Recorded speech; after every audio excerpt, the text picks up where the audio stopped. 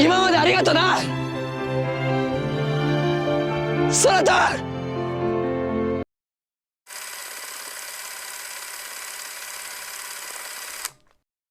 Assalamualaikum warahmatullahi wabarakatuh. Kembali lagi dalam channel tak seberapa ni, iaitu channel Toku Malaysia. Okey, jadi hari ni kita bukan nak review figure, bukan nak main game, tapi kita akan kembalikan balik segmen Sembang Toku. Sebabnya segmen Sembang Toku tu dah lama sangat dibiarkan berhabuk. So hari ni memandangkan kita pun dah tengok, siapa yang tak tengok lagi, pergilah tengok kan. Tapi saya baru je lepas tengok Ultraman Omega punya final episode, dan hari ni saya akan bagikan pendapat saya. Dalam video ni saya akan bagi tahu pendapat saya, adakah series Ultraman Omega ni bagus dan layak untuk ditonton. Untuk pengetahuan korang, konten kali ni saya tak pakai skrip apa. Saya tak tulis skrip apa. Saya memang just cakap spontan je. So saya minta maaf kalau ada kata-kata saya yang agak kurang tersusun dan agak merapu kadang-kadang kan. Mungkin akan merapu lepas ni, tapi saya nak beritahu korang memang konten kali ni saya buat secara spontan sebabnya saya memang baru je lepas habis tengok Ultraman Omega. Memang saya sangat excited guys. Okey, jadi untuk persoalan yang pertama, adakah series Ultraman Omega ni bagus? Jawapan dia simple, padat dan tepat. Bagus. Bukan bagus guys, terlalu bagus. Okey, kalau korang tanya saya, series Ultraman Omega ni memang salah satu series yang sangat memberatkan ataupun sangat mementingkan storyline dia. Okey, macam yang korang tahu, untuk series Ultraman biasanya akan banyak fighting scene dan sebagainya kan. Untuk Omega ni, walaupun series dia tak banyak fighting scene yang terlalu epic dan CGI yang padu-padu sangat kan, walaupun CGI dia still bagus sebab Suburaya memang CGI bagus, tapi saya boleh katakan memang series ni dia punya keutamaan adalah pada story dia. Di mana karakter-karakter kita macam Kose, Ayu, Sorato dengan Profesor, saya lupa nama Profesor perempuan tu, tapi karakter-karakter yang ada dalam series Ultraman Omega ni memang semuanya ada chemistry yang sangat-sangat bagus guys.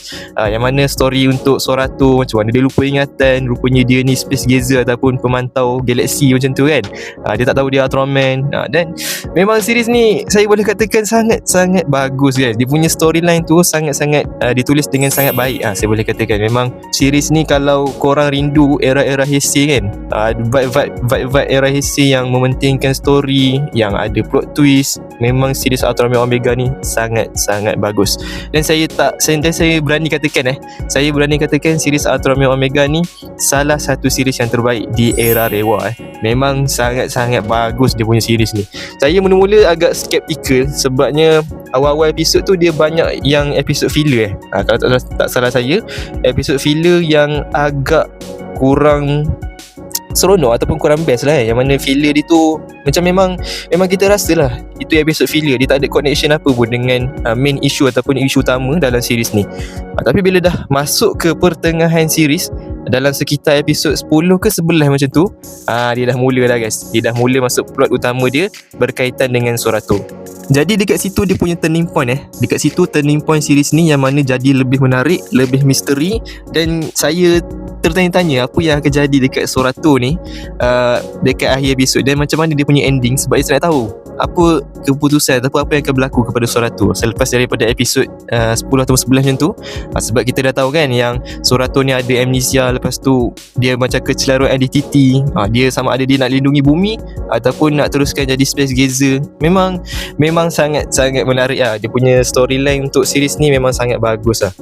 Dan saya sangat pujilah main karakter kita iaitu Sorato. Untuk setiap episod dalam series ni memang dia sangat-sangat bagus lah. Perwatakan dia, karakter yang dia mainkan, ada dua karakter, satu karakter Space Gazer ataupun pemantau galaksi tu yang serius kan, dan yang kedua karakter Sorato dia tu yang happy go lucky.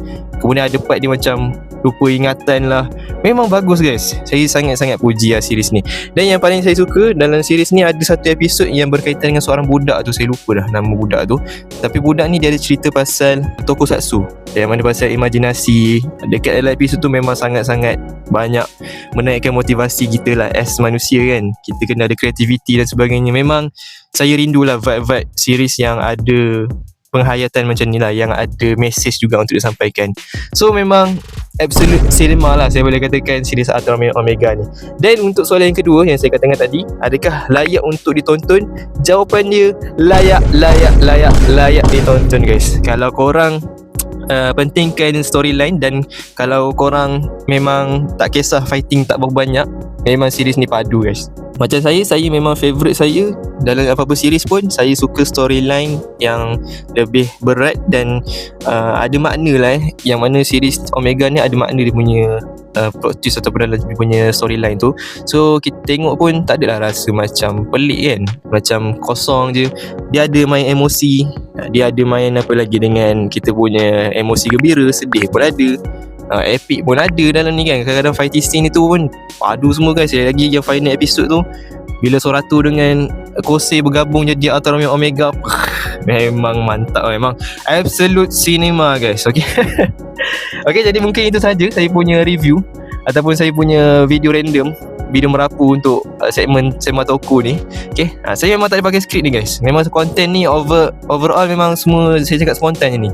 So kalau ada yang merapu yang macam tak apa connection dengan apa yang saya cakap sebelum ni tu, biasalah tu guys. Tapi saya harap korang suka dan saya harap korang akan like video ni. Okay, like lah video ni. Kalau tak like nanti saya tak ada semangat pula nak buat video. So kita akan jumpa lagi dalam video yang akan datang. Dan saya harap series Ultraman selepas ni, Ultraman Tio series Ultraman Tio akan sebagus Ultraman Omega ataupun lebih bagus daripada Ultraman Omega. Dan saya nak ucapkan terima kasih lah kepada korang semua sebabnya channel ni dah sampai 2k subscriber guys. Okay, terima kasih banyak-banyak. So nanti saya akan buat Q&A pula lah untuk 2k subscriber. Video dia bila, nanti korang tunggukan lah. Dan terima kasih juga untuk Ultraman Omega sebab dah menemani kita selama setahun lebih setahun saya tak pasti, tapi saya boleh katakan Ultraman Omega ni memang salah satu favourite saya lah. Dan series dia pun adalah series favourite saya. So kalau korang tanya saya series ni bagus ke tak, jawapan dia terlalu bagus. Adakah layak ditonton? Layak ditonton guys. Okay, saya orang yang dah umur 20 lebih dah tua dah ni pun layan series ni guys. Dan ada part juga yang saya rasa nak menangis tengok guys. So saya rasa memang Omega ni banyak tribute ataupun banyak mengimbau kenangan saya sepanjang saya tengok Ultraman Era Heisei, yang mana ada jiwa. Okay, series dia tu ada jiwa dan series dia tu memang nampak ikhlas lah dibuat. Memang Suburaya buat dia punya penceritaan tu sangat-sangat bagus lah. Okay, so overall saya akan bagi rating. Tiba-tiba bagi rating sebab random. So saya akan bagi rating untuk Ultraman Omega ni overall, keseluruhan series dia daripada episod 1 sampai habis. Okay, saya nak bagi tinggi, tapi disebabkan awal-awal episod tu banyak sangat filler yang tak ada connection dengan main issue dalam series ni. So saya hanya boleh bagi tetap tinggi lah tetap tinggi guys. Saya akan bagi 8.5 8.9/10 untuk series Ultraman Omega. Memang sangat-sangat padu guys. Okay, jadi kalau korang suka video ni, jangan lupa like, comment, share dan juga subscribe. Jumpa lagi dalam video yang akan datang. Assalamualaikum warahmatullahi wabarakatuh. Bye bye. いいからどけっての。